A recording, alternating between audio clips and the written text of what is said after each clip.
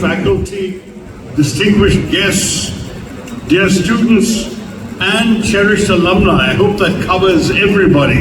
എല്ലാവർക്കും എൻ്റെ വിനീതമായ നമസ്കാരം.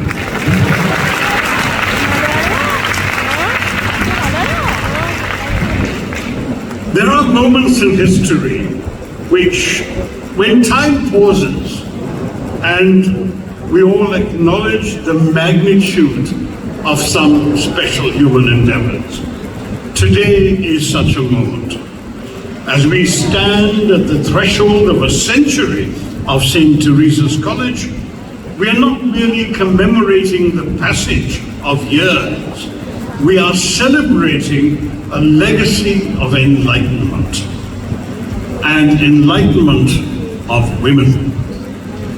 This institution, established by the Congregation of Carmelite Sisters of St. Teresa 100 years ago in 1925, is not just an educational establishment.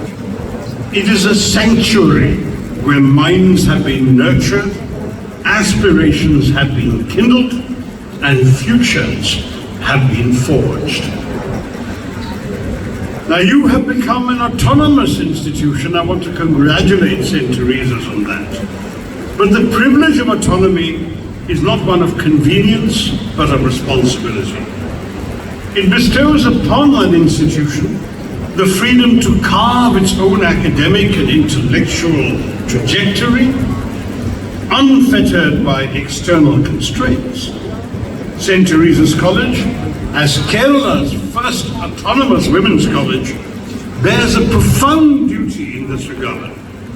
Autonomy must not merely reflect the status, it must be a pledge to uphold and enhance the quality of higher education, to innovate fearlessly, and to set benchmarks that others aspire to follow. Higher education is no longer just the pursuit of knowledge. It is a pursuit of wisdom, of discernment, and of societal progress. It is a rapidly evolving world today where disciplines converge and knowledge is in perpetual motion at dizzying speeds. In such a world, the role of an autonomous institution is to be at the vanguard of academic evolution. St. Teresa's College, with its wide array of academic and vocational programs, its thriving research community, and its integration of industry-relevant skills, is already fulfilling this duty with great distinction. There are some very interesting developments in the world of higher education today. Multidisciplinary and flexible learning encourages students to combine subjects across disciplines, foster critical thinking and problem-solving skills. And that's what people want today. When a man like Bill Gates or Steve Jobs is asked what he looks for in the job candidates who come before him, he always says, they both always used to say, out-of-the-box thinking. How do you deal with unfamiliar problems and solve them? That's what we need today. Technology integration, more and more, is inescapable. It's transformed education through digital platforms. AI-based learning is now spreading. Virtual classrooms are common, enabling online, hybrid, and personalized education. Skill-based and experiential learning emphasizes hands-on training, and the question of internships, industry collaborations, and research-driven education ensures that graduates are prepared for the world's challenges.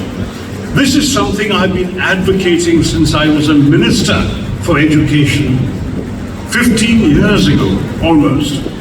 But it's something we have not been able to do enough. In fact, when I was here at St. Teresa's 4 years ago, during the election campaign of 2021, because I was heading the manifesto committee of the UDF, it was a St. Teresa student who stood up and gave me one of the best ideas that I was able to incorporate in the manifesto of UDF. And what she told me Well, she said, why can't we have internships while we're still studying? We can do 3 or 4 hours of dedicated work a day online, for example, with a company. And they can figure out how good we are, and we can figure out if their work interests us, and it's a win-win for both of us.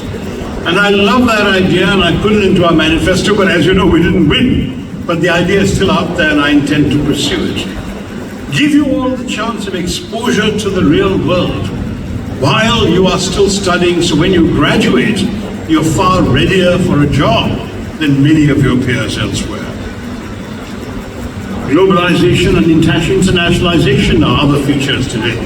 They expand academic perspectives through student exchange programs, joint research programs, international collaborations, connecting learners to global learning networks. I'm going to be speaking this afternoon at the Medical College and Hospital at Rajagiri, where they have precisely asked me to inaugurate a new international collaboration. This is the way we'll have to go. We'll have to think beyond our borders. Sustainability and social responsibility are increasingly embedded in higher education, integrating environmental consciousness and ethical leadership to align education with sustainable development goals. And I'll come back to that in a minute. Now, these evolving concepts today have made education dynamic, inclusive, and future-ready, equipping students not just for careers, but to contribute meaningfully to society. In Kerala, we need to embrace all of these developments and to ride the crest like the surfer riding on the top of the wave. We have to strengthen world-class universities and research with globally competitive curricula. Right now, it's obviously true that we don't have world-class universities in Kerala. That must change. We must enhance industry-academia collaboration for skill-based learning and employment. I mentioned the St. Teresa students' idea as one example. Many more things we can do to connect learning to the workplace and vice versa. I remember when one of our, well, it's no longer very new, channels was starting about 10 years ago. They invited me to inaugurate their studio. And I went there and I cut the ribbon and I walked through, and here were all these people, young people working. And I remember 2 kids sitting before a very impressive array of computer screens and buttons and so on. And I said, so what did you study? And they said they studied a degree in mass communication. They told me where. And I said, oh, then you're already prepared for all of this. I guess this is all familiar to you. You have no problem doing this job. They said, no, sir, the equipment on which we were taught in our schools was about 20 years behind the equipment we have to use on the job. So we are now learning on the job how to use this equipment. That's part of the challenge too. We need state-of-the-art connections. When I was minister, and this won't apply to you, but when we decided that we would not authorize, give permission for any new polytechnics unless they had a direct relationship with a company within a 30-kilometer radius of their campus. We didn't want people learning out-of-date information from out-of-date textbooks and using out-of-date equipment. That too is something we really have to overcome. Of course, I mentioned AI already, and digital platforms, smart classrooms, all that's important. Implementing multidisciplinary education is vital, and I hope St. Teresa's will use its autonomy to do that. Fostering entrepreneurship and innovation with incubation centers and startup support. This is something we'll have to bring in with the government support into the education system. I've got into a bit of a controversy by applauding the startup and entrepreneurial numbers that I saw coming out of Kerala. The numbers have been contested, so I'm not going to go there anymore. But the spirit of the intention that we must encourage young people to start new businesses and make it easy for them to be entrepreneurs. That's something I applaud whoever is in government. Whether the present government is there or a different party's government comes to power next year, we need more startups, we need more entrepreneurship, we need more ease of doing business, and we need the government to help. And that's where all of you graduating need not necessarily feel obliged to take examinations and go into predictable jobs. You might want to start something of your own, but we should make it easier for you to do that. And finally, of course, scholarships and financial aid is something we don't have enough of in Kerala, so that Your talent is not held back by your means. We must have more affordable and inclusive education. I said I'll come back to the question of sustainability because amongst the many imperatives of our time, none is so urgent and far-reaching as sustainability. It's no longer a matter of idealism, but of survival. Climate change, environmental degradation, resource depletion are no longer distant threats. They are lived realities demanding immediate and resolute action. Education cannot exist in isolation from the reality around us. If the purpose of learning is to prepare individuals for the world, then that preparation must include an understanding of our ecological situation, our responsibilities to our environment. I know that St. Teresa's has already exemplified this ethos from its green initiatives to its award-winning sustainability efforts. This institution has not merely adapted to the call for environmental consciousness, it has led the way, and I congratulate St. Teresa's on doing that. But sustainability is not only about protecting the environment, it is about fostering a way of life that respects balance between progress and preservation, between consumption and conservation, between the present and the future. As students, you are inheritors of a fragile world. Your education is your greatest tool to mend, innovate, and safeguard it for generations yet to come. But we cannot sustain our society and our people and our environment if we are increasingly falling prey to drugs. Yesterday, and you'll see this in today's Deepika newspaper, I proclaimed a war on drugs. It's a very serious crisis we are facing, and it requires a committed 4-point action program. It requires, first of all, consciousness raising.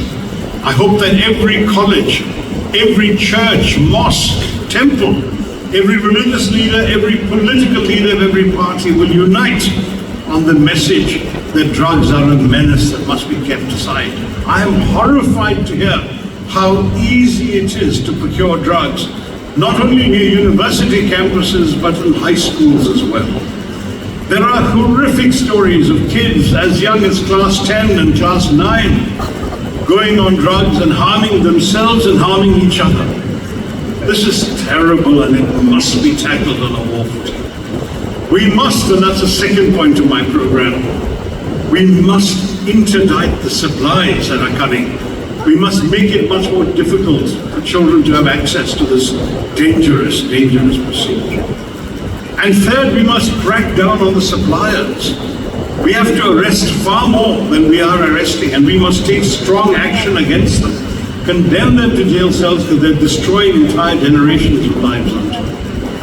If we don't take a strong and rigorous action against this, it is our own future as a country, as a society, as a community that we're putting in peril.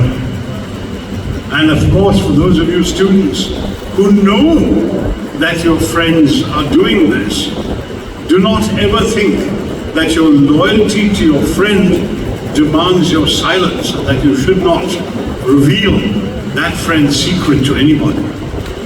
If you are truly loyal to your friend, you must actually ensure that that friend gets help to be weaned off drugs. You must go to somebody in a responsible position, and we too must take action to see these people as victims, not as perpetrators or criminals, but as victims of this insidious drug mafia. And we must intervene with sympathy to rehabilitate the person and cure them of their addiction. So I urge you all, if you have friends who are on drugs, do not think you're being loyal to them by protecting them. You're betraying them if you don't reveal their secret to people who are responsible and can help. I don't want the college to say your first reaction would be to expel the student. No. Your first reaction should be to protect and heal the student. And that may help other students to reveal what's going on. But equally then, that student will collaborate and cooperate, we hope, to let you know where she or he got the drugs from and how this was procured and supplied, so that we can collectively take action as a society against it. We are living in an era, my dear teachers and principals, where knowledge is no longer static, where artificial intelligence, automation, and rapid technological advancement are reshaping industries and professions. Education, therefore, cannot be confined to the mere transformation and the transmission of information. It cannot be confined to the mere transmission of information, because the textbooks that you are teaching from, my dear teachers, are already out of date. The textbooks that you're teaching from will only teach the child about the past and will not necessarily prepare the child for the future.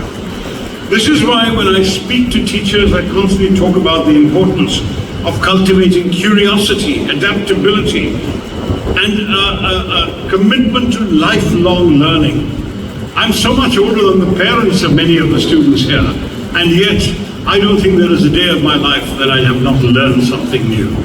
We have to approach life as if it is a parachute, where when the mind is a parachute, it only works best when it's open. Your mind should be open so you can embrace new learning. And equally, I tell teachers, do not teach the children what to think. Teach them how to think. And why do I stress that? Because of this dizzying pace of change. Because children are no longer living in a world where they can even assume that the jobs their parents are doing will exist tomorrow. A few years ago, there was the Oxford Martin School study that said that 30% of the jobs in the world in 2030 will be jobs that do not exist today. Today was 2018. They're already turning out to be right. So many of the jobs that children are now graduating to look forward to, for example, jobs involving AI, are jobs that did not exist when that report was written. You can't prepare children for a job that doesn't exist, but you can prepare them for habits of thought that equip them to cope with unfamiliar facts and information and to deal with an unfamiliar job when it comes their way. That's what the children have to be prepared for. Your institution has been a pioneer in integrating interdisciplinary learning, research-driven pedagogy, and industrial collaboration. The Teresian Additional Skill Acquisition Center, with its focus on emerging fields like cybersecurity, data analytics, and clinical nutrition, is an example of how higher education should evolve. You can set that example, and I hope that others will follow in emulating St. Teresa's in these areas. But beyond vocational preparedness, true education should foster a continuing process of inquiry. It must equip students not only to find answers, but to ask better questions. Indeed, I often tell students, look, in school you learn to answer the questions. In college you must learn to question the answers. That's what you all have to do today. You must, as students, be challenged to think critically, to engage with the world meaningfully, and to recognize that language unaccompanied by ethics and empathy is but an empty vessel. So knowledge alone is not enough. Along with it should come some empathy, some awareness of the world around you that you were born into. 100 years ago, when the Carmelite sisters laid the foundations of this college, they were not merely establishing an institution, they were igniting a movement. Today that movement stands strong, having empowered generations of women to excel in academia, industry, governance, the arts, and more. As we step into the next century, the vision for St. Teresa's College must be as bold as its history. The next 100 years have to resonate as well as the past 100 have done. With its deep-rooted commitment to excellence, its progressive embrace of modern education, and its steadfast dedication to social responsibility, this institution has the potential to transcend its present form, to emerge perhaps as a university devoted to the holistic development of women in Kerala. I must say, with the values that the Carmelite sisters will be teaching, the values of ethics, morality, I'm convinced that all of you will emerge as good citizens above all, not just as good students, as good citizens of future India, ready to take your place in the India of the 21st century. I have to say that the era of the well-filled mind is over. We no longer need a well-filled mind in the era of Google. If you actually forget something, you can look it up in one click of the mouse. And nowadays, not even that, one look at your mobile phone is enough. What we need is not a well-filled mind, but a well-formed mind. And that is what I hope the Theresians will all have, that you will come out of this college with a mind formed to grapple with the unfamiliar and to find a path to the future. Because you will have been encouraged to ask not only the why question, but also the why not question. And you will be able to imagine things that no one has imagined before. To the students gathered here, I want to add, you are the living testament of this college's legacy. The responsibility of carrying it forward rests upon your shoulders. Seek knowledge not just for your personal gain, but for the progress of your society and your country. Strive not just for success, but for significance. And remember, the true measure of an education is not the degree one holds, but the impact one leaves upon the world. I extend my heartiest congratulations to St. Teresa's College on this wonderful special occasion of the centenary celebration. May your institution continue to illuminate minds, to inspire change, and to forge futures, the futures of the young people in your care and the futures of our society and country for the next 100 years and beyond. I'm very pleased to inaugurate this formal celebration. Thank you very much, and Jai Hind.